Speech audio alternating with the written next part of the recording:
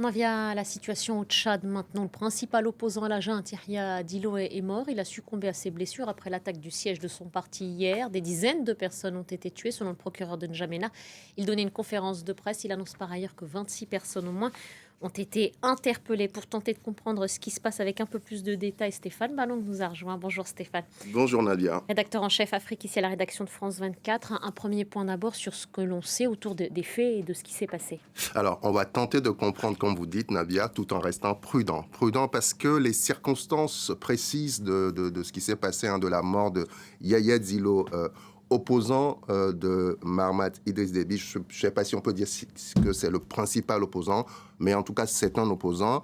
Les circonstances ne sont pas connues. Le procureur de la République qui annonçait son décès ce matin a bien dit que une enquête était en cours pour bien déterminer les tenants et les aboutissants de ces événements, des échanges de tirs qui ont secoué la capitale tchadienne entre la nuit du 27 et la journée d'hier, le 28 février. Donc, prudence, le procureur de la République annonce, outre la mort de Yahya Dillo, des dizaines de morts et de blessés. Il parle de plusieurs arrestations, 26 au total, parmi lesquelles l'oncle du président, Saleh Déby, ça c'est le porte-parole du gouvernement, qui l'a annoncé il y a quelques instants, juste avant que je ne rentre en plateau. Ils ne sont pas, pour l'instant, on reste prudent parce qu'il y a la présomption d'innocence. Pour revenir un peu sur ce qui s'est passé, il faut rappeler que tout est parti en réalité de l'arrestation d'un membre du Parti socialiste tchadien, le PSF, dont Yahya Dillo est le président, arrestation musclée.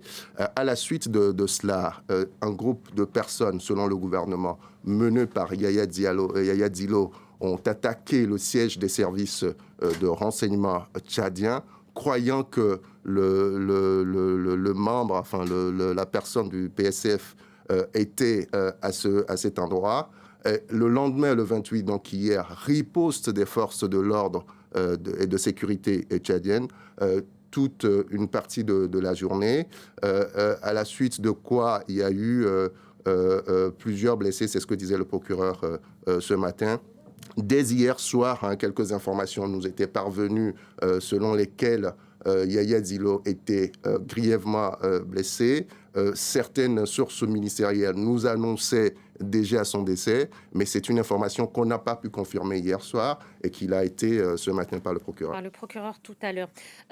Voilà pour les éléments dont on dispose et qu'on peut relater autour des circonstances de sa mort. Peut-être aussi, Stéphane, quelques éléments autour de la personnalité, du parcours de Yahya Dillo et puis peut-être faire un lien, voir s'il peut y avoir un lien avec l'agenda. Dans 2 mois, il y a une présidentielle qui se tient dans le pays. Le contexte électoral. Yahya Dillo est souvent présenté comme un cousin proche du président Mahamat Idriss Déby Itno. C'est un ancien chef rebelle qui a déposé les armes pour entrer en politique.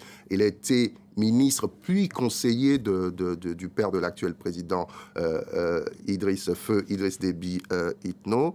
En février 2021, il était candidat déclaré à l'élection présidentielle lorsqu'il avait déjà fait à cette époque-là l'objet d'une arrestation, qui avait mal tourné, une arrestation violente durant laquelle son propre fils, l'un de ses fils et sa mère avaient été tués.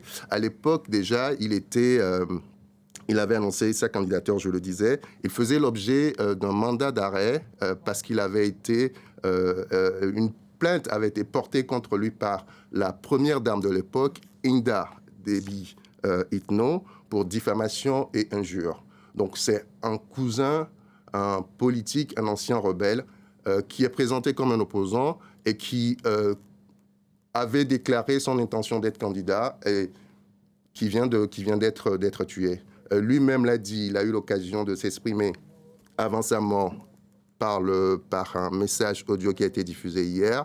Et il disait que tout ceci, tous ces événements les événements de ces derniers jours avaient pour objectif de l'éliminer politiquement dans un contexte, vous l'avez dit, électoral. Merci beaucoup Stéphane. Merci pour ces éléments de compréhension. Voilà ce